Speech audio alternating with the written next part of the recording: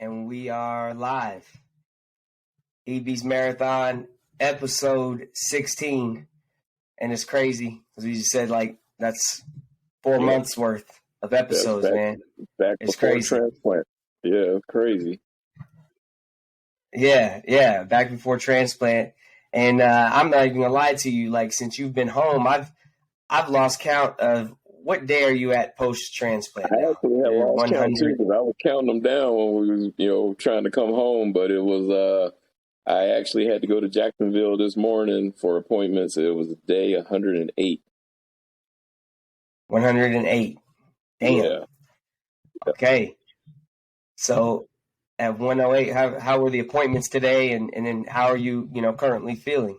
They were cool. The cool part was, I got to drive and actually get out and go up myself. So it was nice to be able. I had to get up about 5:30 this morning, and I had an appointment at 8:10, and it was just cool being able to get up. It was early, hop in the car and like drive up there. It was just nice to get out and be out and about and just just kind of rolling down the highway, and the appointments were cool. Everything went well. Platelets are still dropping, so that's still kind of a concern. And we actually didn't find that out till after the appointment because the numbers were slow coming back. So it wasn't until like 15 minutes after I left the appointment that it came in over the portal that my platelets were a little low. And so I think they're going to have to adjust. I take a medication called sirolimus, and I think they're probably going to have to adjust it because that's really the only concern. Everything else was fine. All my other numbers, they're stable, and but the platelets did drop again. So, that's something that we're kind of concerned about. But I go back next week, so I'll be going up there weekly for a while, on appointments. And I guess we'll kind of like go from there. But other than that, everything was cool. It was nice to be able to ride up there. I had to sit. I had like a 3-hour wait in between appointments. So, I was able to get my little chocolate cloud smoothie that I like to get up there and, just kind of hang out. And I had my consultation appointment at like 11:15, and was able to leave it and was able to be bad. I went through the drive-through at McDonald's. Just things that I haven't been able to do. That regular stuff that you take for granted. You know what I'm saying? It was just nice to be able to get out and just do some things today. So yeah, it was cool. Yeah, and so with the and I always got to ask you this, like when the platelets drop and stuff like that, is that anything that you actually feel, or is that anything like, do you feel any difference, or do you, is it not till you get there and you're like, they tell you that and you're like, oh yeah? No, I don't really feel it, and that's the weird thing about the platelets, because actually, if you remember, when you and Jordan were here around Christmas time, my platelets had dropped down to 2 one day. Remember? They were like 24 today. Right. 24 is low, but 24 compared to 2 is like crazy, But even at 2, absolutely, I might feel a little fatigued, but I still feel okay. It's weird. I don't know, that platelet situation is kind of weird. But actually, when you get down around 2, you remember I had to get a platelet transfusion. So at 24, I'm absolutely still good, but it is a little concerning because it is dropping, and it's like the only thing that's kind of like dropping on all my numbers. Everything else is pretty stable. Granted, everything is low, but it's stable, and actually my red blood count, my hemoglobin actually jumped up into the 11s today, which is pretty good, because 13, I think once you hit like 13 is considered normal. And I've been rolling in that, that 9.5, 9.8, 10.3, 10.5 range. So it was like 11.2 today, I think. So the red blood count and most of the other things are doing what they're supposed to do. They're staying stable. they might be bouncing around a little bit, but the platelets are the ones that's it's just a little bit concerning. But as far as feeling it, I don't really feel anything, And but I don't, definitely don't want them to get too much lower either, because like once they start dropping Absolutely. down below the 10 range, that's when they start talking about transfusions and this and that, and I really don't want to mess with that. But I think it's the medication. And I think they were probably going to try to adjust it today, but the numbers just hadn't come back yet. And they tried to call over there and get them. And finally, we just kind of ended the appointment. And then, like 15 minutes later, it hit on the little portal, that they had dropped down to 24. And at that time, it was almost like it was too late to do anything about it, So you maybe look the next week. Maybe they make some adjustments then. I think so. And I really do think it's the sirolimus, and it's a medication that I've been on pretty much, I think, since transplant, and I've been all over the place with it because I got like 3 bottles of it. I got like a 0.5 milligram, I got a 1 milligram, I got a 2 milligram, and they had put me on the 0.5s, and then they felt like that wasn't enough, so they put me back on the 1s.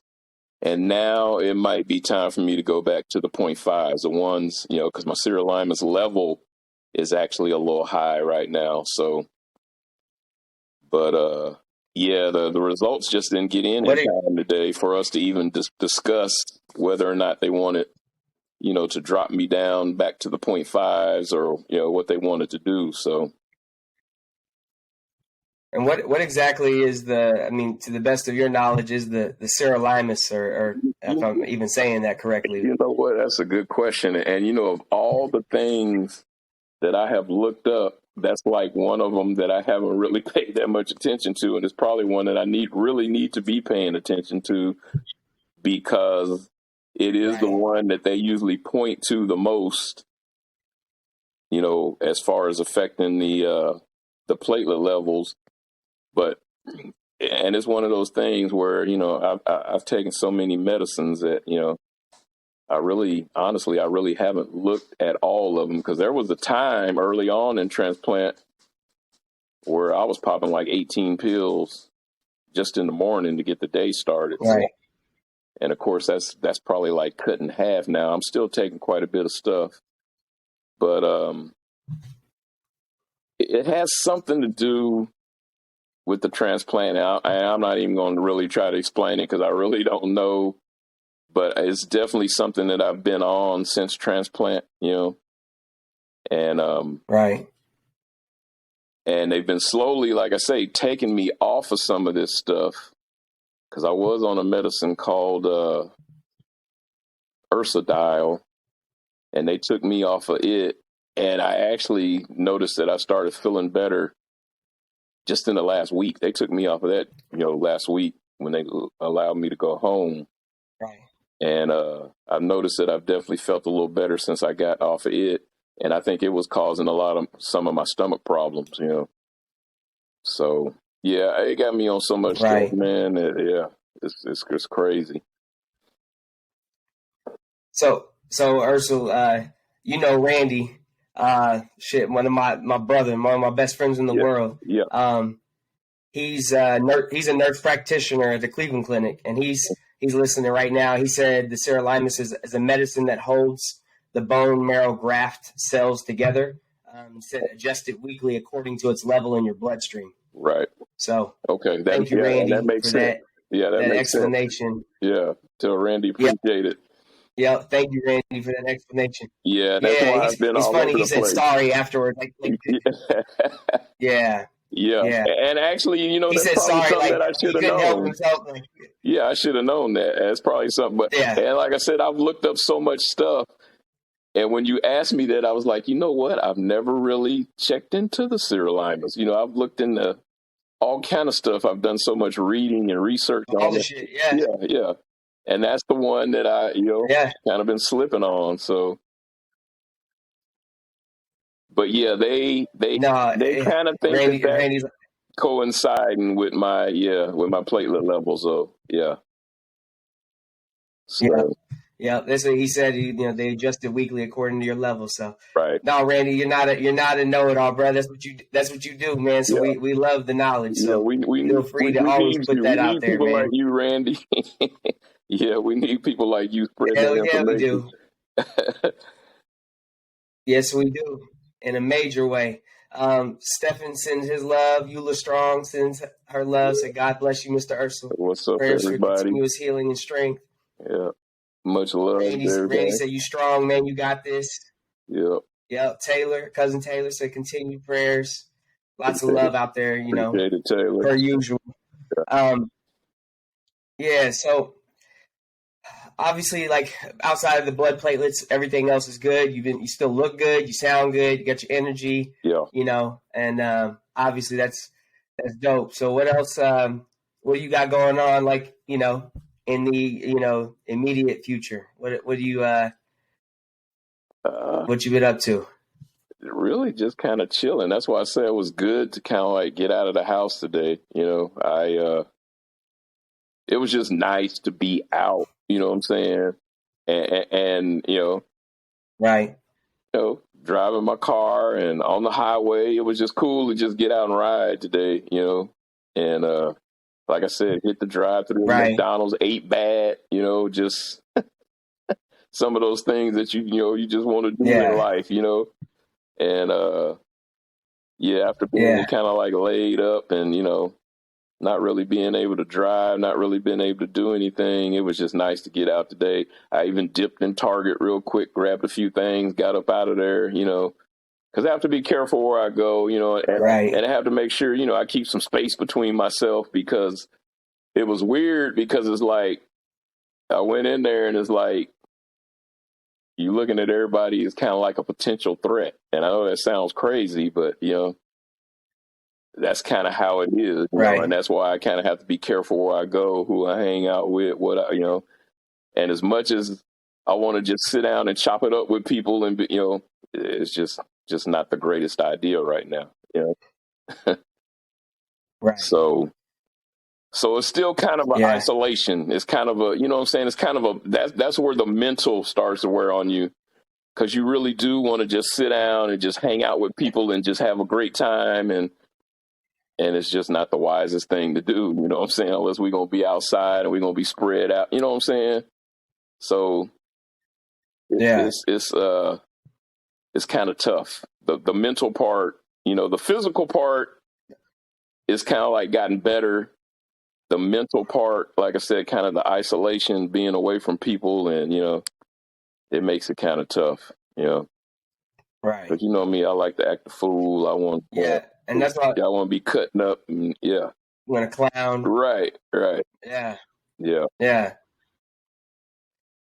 And I'm glad you hit on that, because I was getting ready to ask you that. Like, I know from a physical standpoint, you withstand the things. Like, you always been tough. You always going to hold it down and be solid. But when the mental part does come into play, when you do feel like, what do you do to kind of get yourself back to the center? Do you just feel your feels and go through it, or do you, like what keeps you?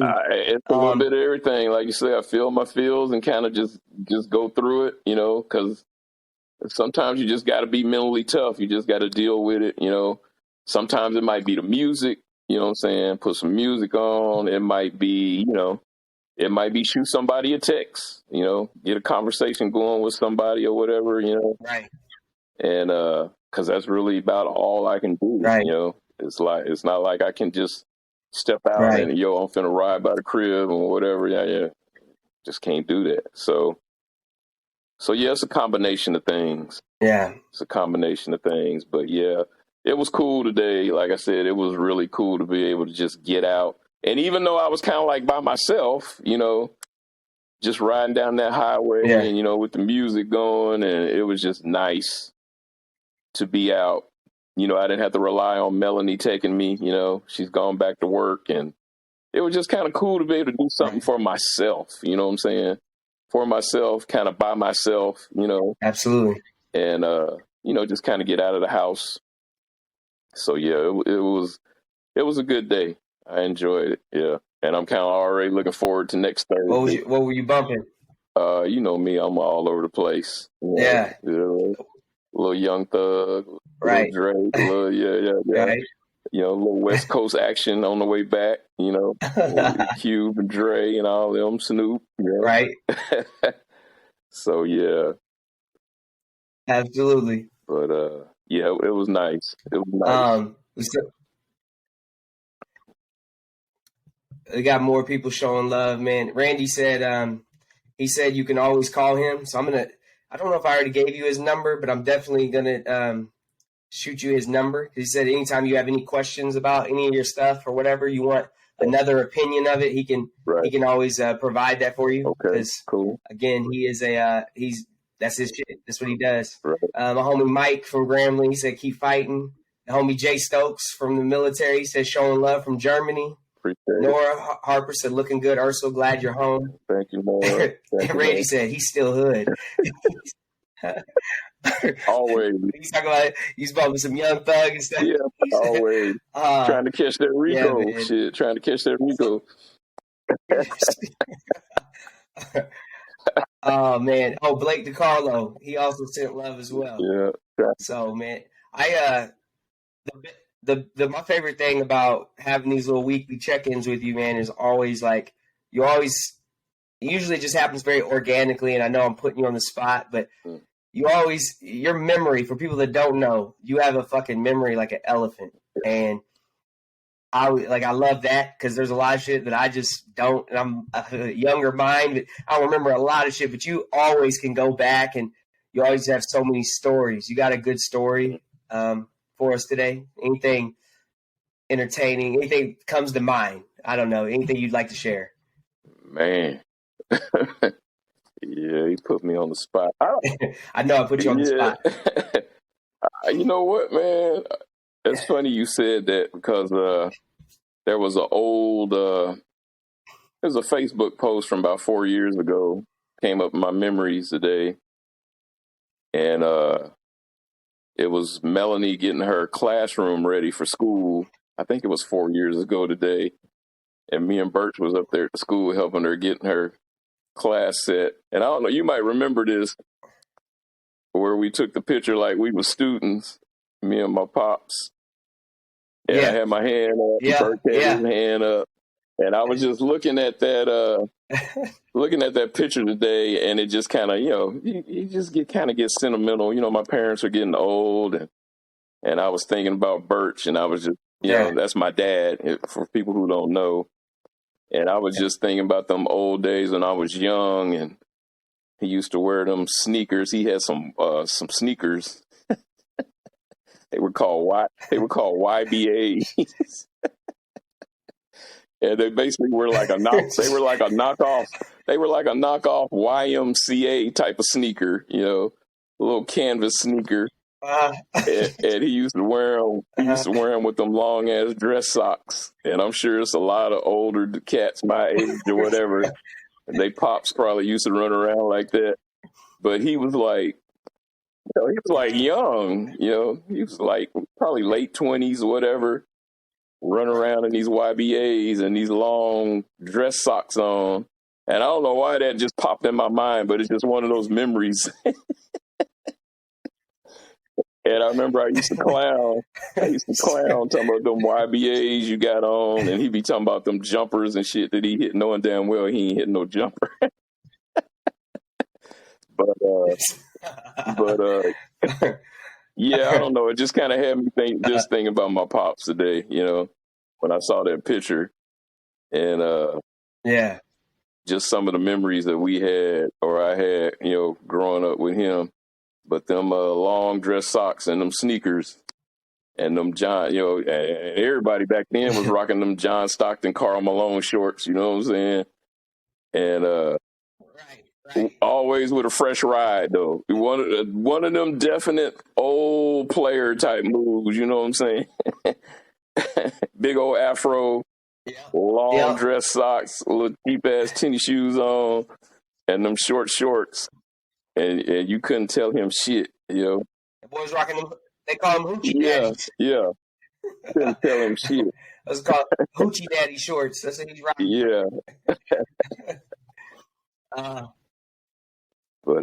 That's Yeah, it's funny. Pulling one of up in them a caddy memories or I'll something. never forget. Yeah, yeah, yeah. Always had the clean ride. You know what I'm saying? In fact, probably cared a little bit more about the ride than he Yeah. did you. But yeah, just good times, man. But I saw that picture today, yeah, and kind of got a little sentimental, Like I say, my parents getting up there. Yeah, we all ain't Yeah. none of us getting no younger. You know what I'm saying? And Absolutely. yeah, man, it's like every week I kind of say you got to cherish the ones that are closest to you, man, because ain't none of us promised tomorrow. You just never know what's gonna happen, from day to day, and yeah. So Yeah. Looking back on these, the 16 weeks that we've been doing this. This has been, episode 16.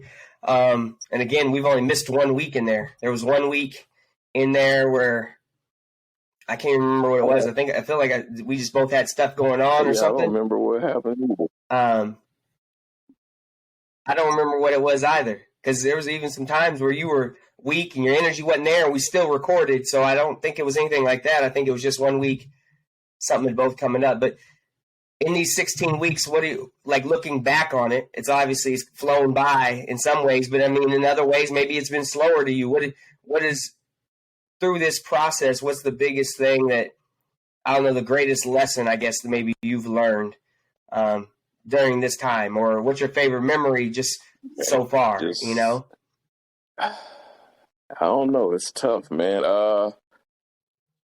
Being in that hospital was rough, So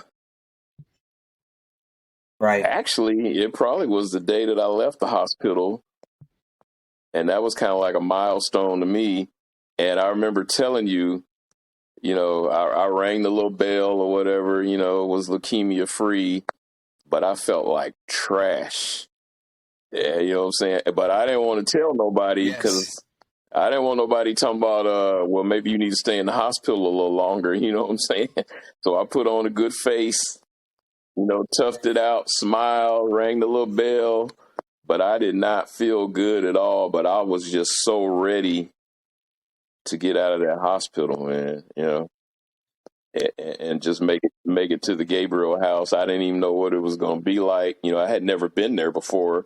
Melanie had spent a lot of time there, and I had never even really been in there other than the little tour. They gave us a little tour, I think the day before we checked in, or the day we did check in, I think. And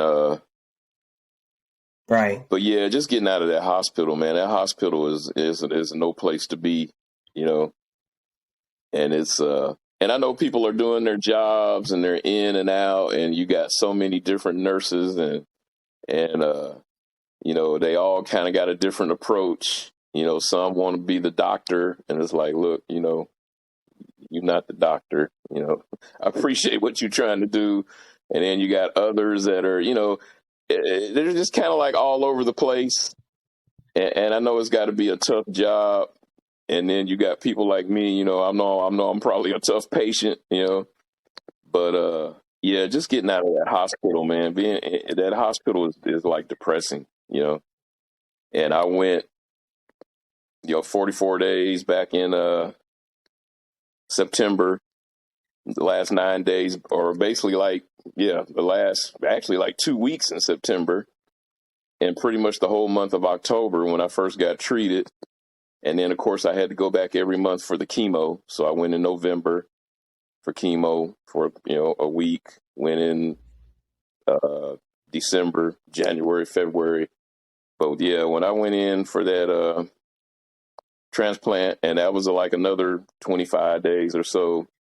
So over the last 10 months, I've spent quite a bit of time in the hospital. And yeah, that just being out of that hospital. And like I said, I didn't feel real great that day, and maybe I should have said something to somebody, but I was just ready to go. You know, I was ready to go. And of course, those first few weeks at the Gabriel house, wasn't really fun because they had already told me, that 30-day mark, was going to be about the worst. I was going to be regretting what I had done, and I did kind of feel that way, but it was just nice to be out of the hospital, though. You know what I'm saying? So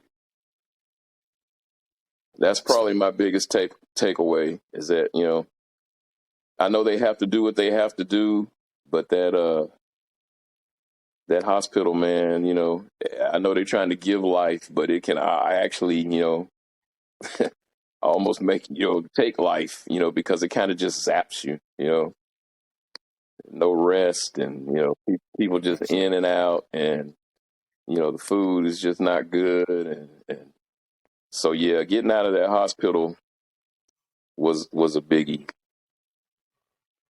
That was important to me, Yeah, for sure.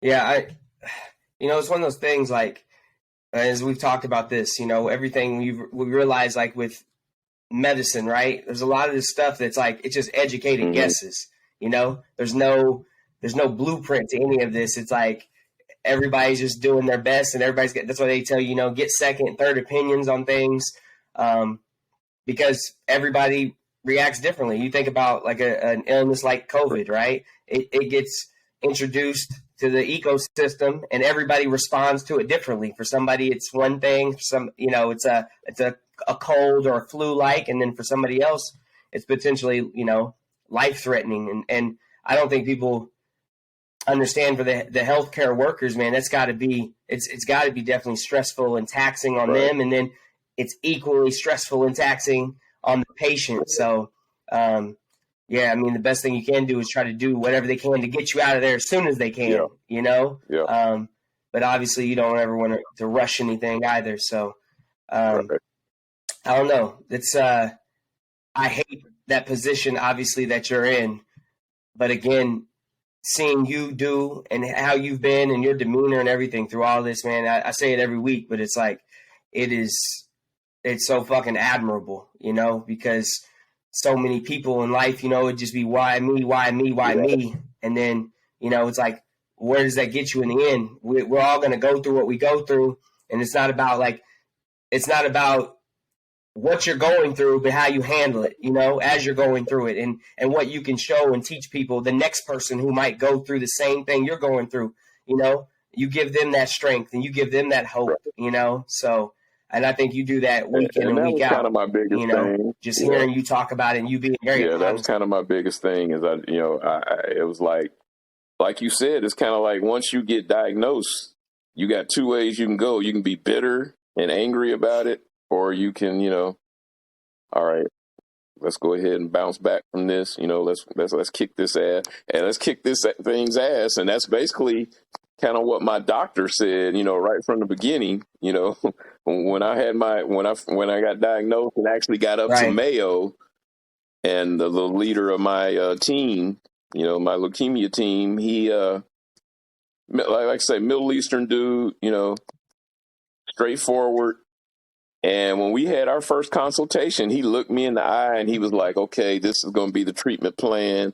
And he was like, I told you, he said, I wish I could say this the way I want to say it. And I'm looking at him. I'm like, go ahead and say what you got to say, player. I'm not sensitive. You ain't gonna hurt my feelings. And he said, we gonna kick this fucking thing's ass. And that's what he said. And that's what I needed to hear, because that's the type of thing that motivates me. You know what I'm saying? So when he said that, shit, he had me fired up. I'm like, let's do it. Let's do what we got to do. You know what I'm saying? And you're probably not going to get a whole lot of medical professionals that's going to, say something like that. But I knew that he wanted to express that. And it was like, go ahead and say what you got to say, man, because, ain't nobody sensitive here. You ain't getting ready to hurt my feelings. And so when he said that, I was like, I got the right doctor, I knew I had the right doctor, It's like, very professional, does his job. Yeah. But he was able to touch me in a way, that I could relate to, that, it was like, damn, that's what I needed to hear. You know what I'm saying? Absolutely. All that medical jargon, that don't mean nothing to me. But when he said, well, let's kick this fucking thing's ass, shit, I can relate to that. Like, He said, now Yeah, you let's speaking my do it. Yeah, language. let's do it. Yeah. Now we Let's speaking. get the Yeah. homies and yeah, let's go and do this. So yeah, so that kind of For motivated sure. me, and that that helped me along. And it's kind of like from that point on, I kind of felt like I had a bond with him. He would come in, and he wasn't always in every time they made the rounds, but he would come in, and it's like I know this dude right here. You know what I'm saying? He doing what he's supposed to do, but Yeah. we like right here. You know what I'm saying? So whatever he's telling me to do, whether I like it or Right. not, whether I want to hear it or not, and sometimes he told me some stuff I ain't want to hear, but I knew he had Right. my best interest at hand. You know what I'm saying? And so yeah, we was cool. We was cool. Absolutely. Well, I want to let you leave you with the final word, last words. For the anything motivating, anything inspirational, just anything you want to say. Per usual. Ain't yeah. Love each other, man. Love each other. Get some love in the world. You know what I'm saying? Look out for each other and keep it real with each other. You know what I'm saying? Keep it real with each other. Don't pull no punches. You know, that's what the doctor did with me. He ain't pull no punches. He kept it real with me, and yeah, I'm just glad to be where I'm at right now. Like I say, still got a long way to go, but yeah, man, it's cool. I don't know how to explain it, man, because it's like there's so many people out there that I know that's rooting for me and praying for me and all of that. And it's like I don't even know who all it is. There's probably a lot of people that I don't even know personally. And but I can feel it. I can feel that strength, man. It's like, I can feel that. And it's like I want Yeah. to get through this and get to the point to where I can kick it and hang out with people and get to know some of these people, and get reacquainted with some people that maybe I haven't talked to in a Yeah. while that I know have had my back through all of this. So yeah, I just appreciate the Absolutely. love, man. Definitely. I've got found myself a little bit earlier, man. I got a little emotional. I was sitting there having to just rein my shit in, but I'm reading some of these names of people that's commenting and Yeah, posting and that's what I'm talking about, man. sending you It's love, probably and I people mean, that I probably some haven't thought homies. about or seen, in years, but I can just feel it. Yeah, I feel it. yeah, I know they're there. I can feel the presence. I can feel the love, and oh yeah, so yeah, man. It's and that just goes yeah, back to being a good person, man. Because if I hadn't have right, touched these people or whatever, they hadn't touched me, that connection wouldn't be there. You know what I'm saying? Even if I met them 25 years ago, facts, a couple of times or whatever, or like say I haven't seen them in forever, or I haven't, you know what I'm saying? You just know that when you met that person and when they met you, there was some type of connection there. So, and that's really what it's all right, about. facts. Well, again, man, we love you, Yeah. and thank you every week for doing this and just dropping the information and just keeping us updated with your status and having these conversations, man. I look forward to it every damn week, So, and I know other people do too. So that's cool. Much love. Appreciate it.